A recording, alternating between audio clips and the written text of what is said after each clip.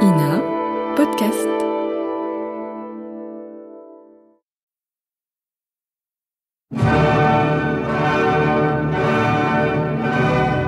Droit 1416.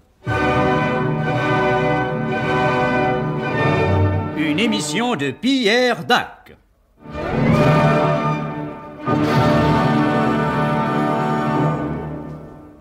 Par exemple, par les yeux du bouillon de Godefroy. Voilà cette chère vieille tête de comte de Guédé. Ventre saint vert de gris, c'est pour ma forêt. Comment va, mon cher Raph? Bien, mais j'y pense. Au cours de notre sacrée satanée dernière rencontre, j'ai totalement omis de vous demander si vous habitiez le quartier. Mais, mon cher, certainement, j'ai un gentil appartement à proximité qui se compose d'une entrée, d'un plat de viande, d'un légume... Quoi, pardon? Non, excusez-moi, je veux dire 4 pièces en tout, dont une de 75. Ah, vous devez avoir du recul. Forcément. Vous entrez par la culasse? Et oui, ça ne mange pas de poudre. Eh bien sûr, voyons. Et vous payez cher de loyer? Ah, ça a été toute une histoire. Figurez-vous que le propriétaire m'en demandait 650 francs par mois, tout compris. Non, 650 francs, mais oui. ça c'est impensable. Et alors, vous pensez bien, je me suis défendu comme un beau diable. Et après des semaines de marchandage sordide, j'ai fini par l'avoir pour 990 plus les charges. C'est effrayant. C'est toujours la même histoire, des vautours, quoi. Eh oui, des vautours, des chiloques, mon cher, des chiloques. Ah, très juste, nous vivons une époque placée sous le signe de la chiloquerie. Exact, mon cher. Ça chiloque à plein tube. Quoique, remarquez...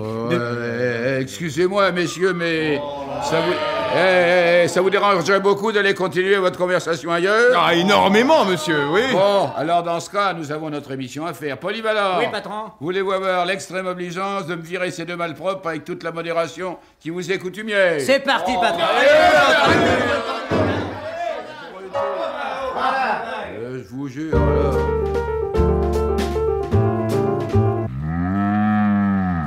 Et voici, comme à l'accoutumée, notre tribune hebdomadaire qui sera, comme d'habitude aussi, dirigée par celui qui s'en occupe.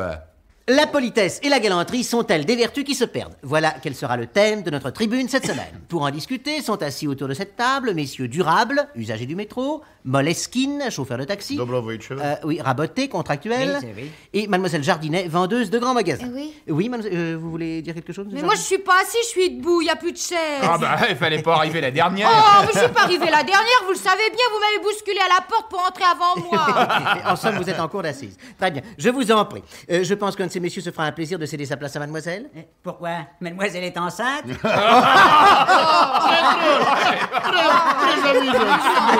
Il est irrésistible, ce monsieur Raboté. Non, eh bien, mademoiselle, au lieu de rester là, ce que vous avez de mieux à faire, je pense, c'est de vous débrouiller pour trouver une chaise. Vous allez demander au planton, je crois que ce sera le mieux. Un tas de paumés. Voilà, c'est ça, merci mademoiselle. Eh bien, c'est pas la peine d'attendre le retour de mademoiselle Jardinet pour commencer le débat.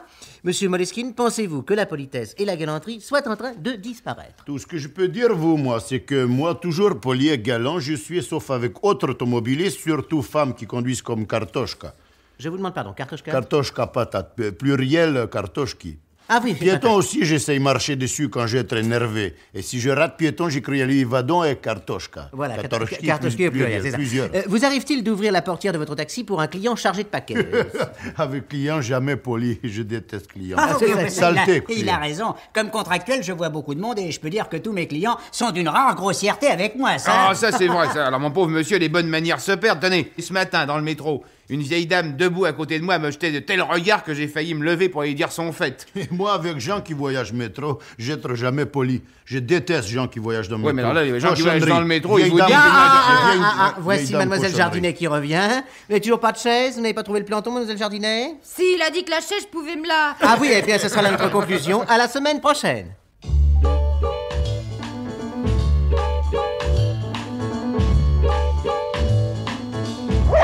Oh, cher GD, heureux de vous Ah, revoir. pas autant que moi, mon bon Raph, parce que nous allons pouvoir reprendre notre conversation, si plébéiennement interrompue tout à l'heure par un cuistre ignorant des usages de notre monde. Effectivement, nous en étions restés, je crois, à l'échange de nos adresses respectives. C'est cela même. Je vous ai tout dit en ce qui me concerne. À mon tour de vous demander, et voyons, vous habitez également dans le coin? Oui, en plein milieu. Ah, c'est bien central. Et raisonnablement proche de l'éloignement du rayon périphérique. Ce qui ne gâte rien. Et vous payez combien de loyer? 1500 francs par mois. Diable, 1500 francs par mois? Eh oui, 1500 francs. Eh ben dites donc, ça n'est pas donné 1500 francs par les tripes de mes ancêtres. 1500 francs! Oh là là. Non, ne vous énervez pas, 1500 francs d'accord, mais Entendons-nous bien, écurie comprise. Ah, parce que vous avez des chevaux. Oui, je fais un peu d'élevage. Et c'est à quel étage? Au 11e. Vous devez être bien, là. Oui, il y a de l'air et puis une vue imprenable sur une décharge publique. Mais dites-moi, quand vous rentrez comme ça la nuit avec vos chevaux, ça doit faire du bruit, non? Bon, pas le moins du monde, ils enlèvent leurs sabots. Ce sont des chevaux bien élevés. Oui, forcément, au 11e. Enfin, comme disait Buffon, et n'y soit qui cheval y pense. Sacré Buffon, il nous fera toujours rire. Et vous, mon cher... Ah oui, bon, je crois qu'il vaut mieux que nous la fermions aussi. C'est mon avis, oui, nous reprendrons notre entretien un peu plus tard. Ciao. Ciao. Quoi? Si vous voulez, Quoi? si vous voulez dire votre éditorial maintenant, Ah, oui, alors, je veux bien, mais... vous pouvez. Oui, mais je veux qu'on m'annonce. Oui, mais alors on va le faire, mais Oui, vite. oui, alors, mais hein. je veux qu'on m'annonce. Bon, alors, Apostolique, comme d'habitude. Alors, Et voici l'éditorial de Pierre Dac. Bah, comme ça, c'est correct. Mesdames, mesdemoiselles, messieurs, monsieur le président du conseil de fabrique, monsieur le président de la fédération de rugby, maréchal, nous voilà. Oui, nous voilà. Ou plutôt me voilà pour vous parler de ce fléau dont on n'est jamais venu à bout, malgré la solennelle abolition des privilèges dans la nuit du général 4 août 1789, le favoritisme, l'infâme favoritisme. Or, en raison des nombreux abus constatés tant dans le domaine des administrations d'État que dans celui du secteur privé, il est fortement question d'ouvrir prochainement une vigoureuse campagne contre ce révoltant favoritisme. Alors là, je ne suis pas d'accord, parce que je pense que le problème est mal posé. À mon avis, il s'agit moins de combattre le favoritisme jusqu'à son total effacement que, au contraire, de l'étendre, de l'élargir et d'en faire une des conditions essentielles de la vie du pays. Il appartient donc aux élus et au pouvoir public d'élaborer un projet de loi établissant le favoritisme obligatoire pour tous et pour toutes. Il faut que demain, sur 48 millions de Français, il y ait 48 millions de privilégiés. Il faut également que le législateur envisage les plus sévères sanctions à l'égard de ceux qui, à l'aide de moyens plus ou moins avouables, tenteraient de se soustraire aux faveurs dont ils sont solidairement bénéficiaires. Ainsi donc, et aussi paradoxal que cela puisse paraître, du jour où tout un chacun, au même titre que tout autre, sera favorisé, le favoritisme disparaîtra à tout jamais de la surface de nos institutions. En résumé, je forme l'espoir de voir apporter, aussitôt que tard se peut, la solution que je préconise, à la satisfaction de tous ceux qui estiment que la démocratie n'est pas faite pour rester au bureau des litiges ou dans la salle des pas et des projets perdus.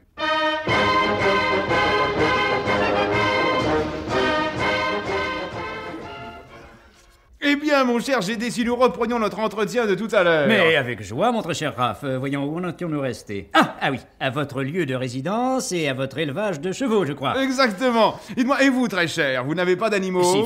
Si fait. Un roulette? Plaît-il?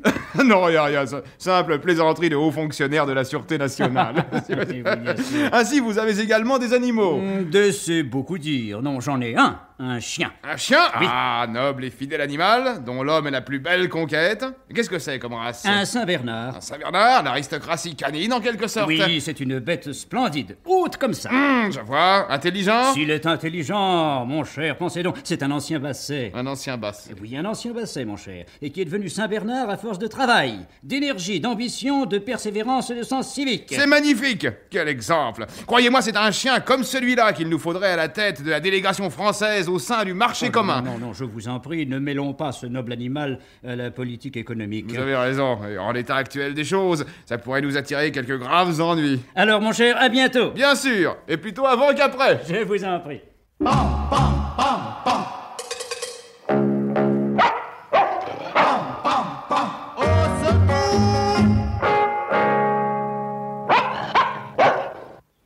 Et voici la chronique néphrétique de Frédéric Gringard. Professeur! Ah, poussez-vous, alors là, Voilà. une seconde. Une petite chaise, une petite Ah, chaise. oui. Alors, Je vais... Voilà, installez-vous. ma couverture est là. Oui, la couverture, tout est prêt. Alors, c'est bien. Alors, c'est bien. Allons-y. L'année nouvelle vient de commencer, puisque nous en sommes seulement au premier jour du mois de janvier, premier jour, une dizaine environ, qui viennent de s'écouler depuis que le jour de l'an a débuté l'année nouvelle.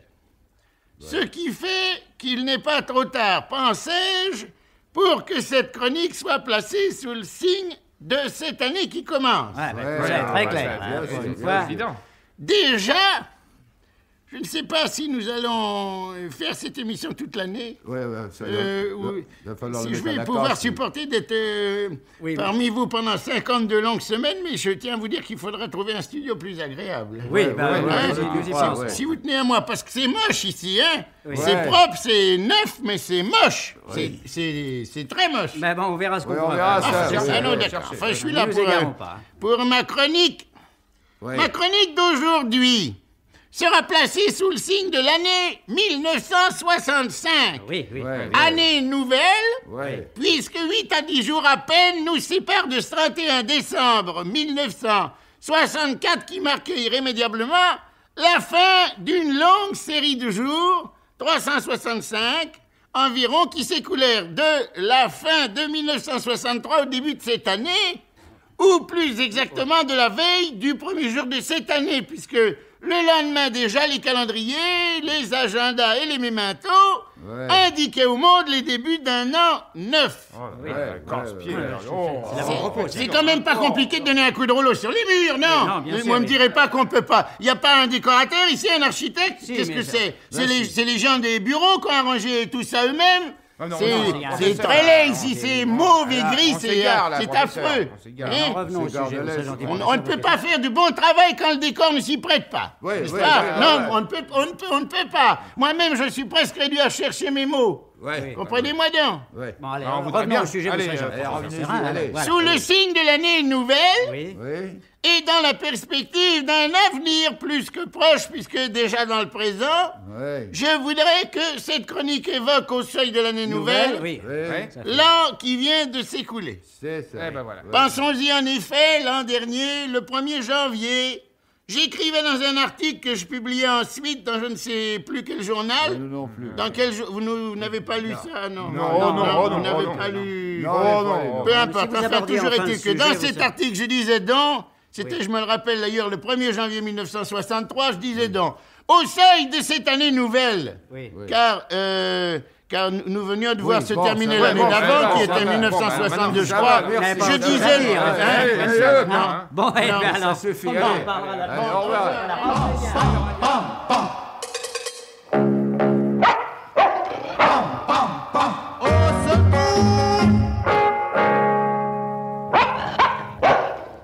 Ah, mon cher GD, j'ai tout à l'heure oublié complètement de vous parler d'une chose extrêmement importante. Mais mon cher Raph, je suis tout à vous. De quoi Oui, s'agit-il? non, Je suis tout ça va, ça suffit comme ça. Hein? Moi, si Quoi? vous voulez mon avis, Oui, si vous le- continuez à parler comme ça encore 10 minutes, je vous retourne à chacun une mandale dans la poire. Vous Mais saurez enfin- pas Oh, d'où mais elle vient. qu'est-ce que ça ça veut veut dire? grossièreté étonnante, ce petit Ça va, mais à la fin du compte, qu'est-ce que c'est que ces deux imbéciles là? Je sais pas, aucune idée. Mais il paraît qu'ils sont imposés par Jean-Marie Prolier. Ah, oui, enfin, de qu'est-ce toute que manière, l'émission est terminée, par conséquent, il faut les virer. Et si on avait 5 minutes de Venez, plus, je ne cher. dis pas. Oui, mais- ça, évidemment.